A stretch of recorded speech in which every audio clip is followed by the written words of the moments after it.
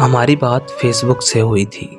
मैं एक दिन वैसे ही अपनी फ्रेंड लिस्ट चेक कर रहा था, तो वहाँ मुझे एक नाम मिला जो सब नामों से अलग था। मुझे वो नाम बहुत अच्छा लगा, तो मैंने उसकी आईडी ओपन की और उसकी पोस्ट को देखने लगा। उसे शायरी का बहुत शौक़ था। उसने शायरी पर बहुत सारी पोस्ट कर रखी थी। मुझे वो लड़की बहुत अच्छी लगी, तो मैंने उसे मैसेज किया, लेकिन उसका मुझे कोई जवाब ना आया। मैंने उसे दोबारा कोई मैसेज ना किया, लेकिन फिर कुछ दिनों के बाद उसका जवाब आया। पहली बार हमारी बात हुई, मुझे वो बहुत अच्छी लगी, तो मैंने उसे बोला कि क्या आप मेरी दोस्त बनोगी? सिर्फ दोस्त। लेकिन उसने मना कर दिया। लेकिन फिर कुछ दिनों के बाद वो मान गई। हमारी बात बहुत कम होती थी, लेकिन उसका इतने अच्छे से मेरे साथ पेश आना मुझे बहुत मुतासिर करता था। फिर हमारी बात गहरी दोस्ती तक पहुंच गई। मैंने उसके साथ कभी झूठ नहीं बोला था, लेकिन उसने मेरे साथ कभी सच नहीं बोला था। वो मुझे बहुत इज्जत देती थी। शायद इतनी इज्जत कोई लड़की किसी लड़के को ना दे पाए। वो मेरा नाम बहुत प्यार से लेती थी। हमारी बात होते होते फेसबुक से व्हाट्सएप पर आ गई। हमारी दोस्ती इतनी गहरी हो गई कि हमारा एक दूसरे के बिना एक मिनट भी गुजारा नहीं होता था। मेरे एक दोस्त को हमारे बारे में सब पता था। वो मेरी बहुत फिक्र करती थी, मुझे नमाज पढ़ने का बोलती थी। मुझे उसकी ये बातें उसका दीवाना बना रही थी। जब भी जुमे का दिन आता तो मुझे कहती कि चलो चलो जल्दी उठो, जुमे की नमाज पढ़ कर आओ और फिर मुझे मैसेज करना।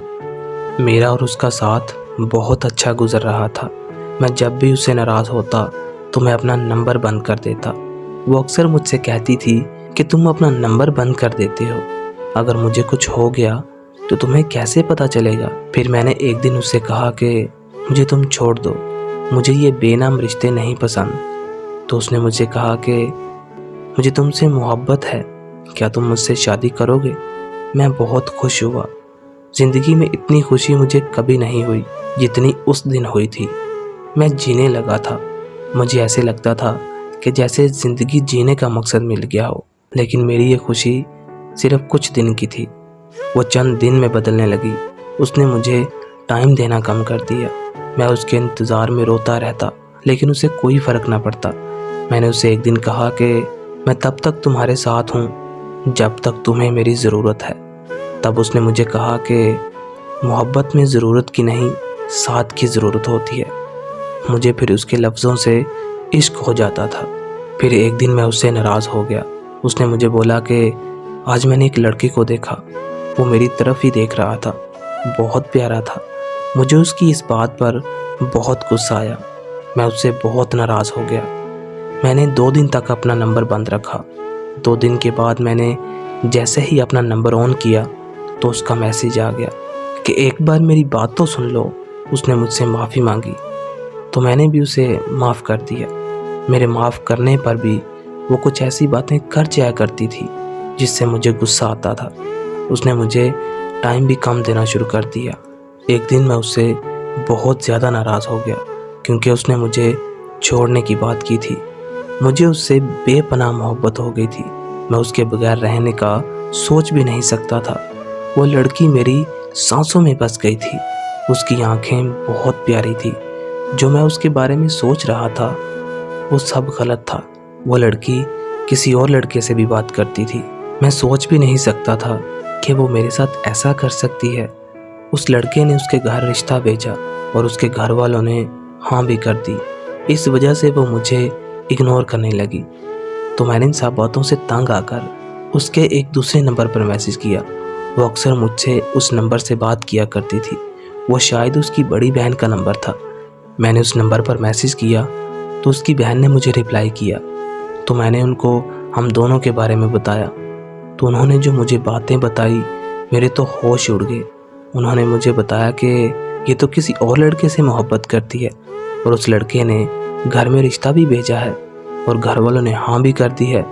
जब मुझे इन सब बातों के बारे में पता चला तो मैं बहुत रोया और मेरा दोस्त मुझे चुप करवा रहा था क्योंकि वो मेरी सारी बातें जानता था। जब मेरी उससे बात हुई तो वो अभी भी मुझसे यही कहती थी कि मैं सर से लेकर पाँव तक आपकी हूँ। फिर कुछ दिनों के बाद उसकी मंगनी भी हो गई।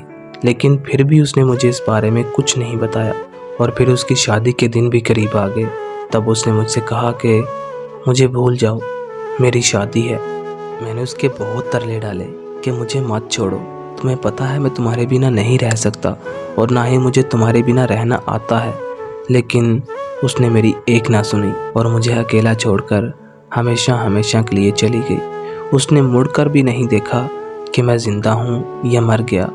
वो सब जानती थी कि मैं उसे कितना प्यार करता हूँ, लेकिन उसने एक बार भी पीछे मुड़कर नहीं देखा। मैं आज भी उसे बहुत याद करता हूँ, लेकिन शायद उसे मेरी कभी याद भी नहीं आई, इसीलिए तो उसने कभी मुझे मुड़कर भी नहीं देखा। मेरा हाल तक नहीं पूछा कि मैं ज़िंदा हूँ कि मर गया। वो जानती थी कि मैं उसके बिना नहीं रह सकता, लेकिन फिर भी वो मुझे छोड़कर चली गई।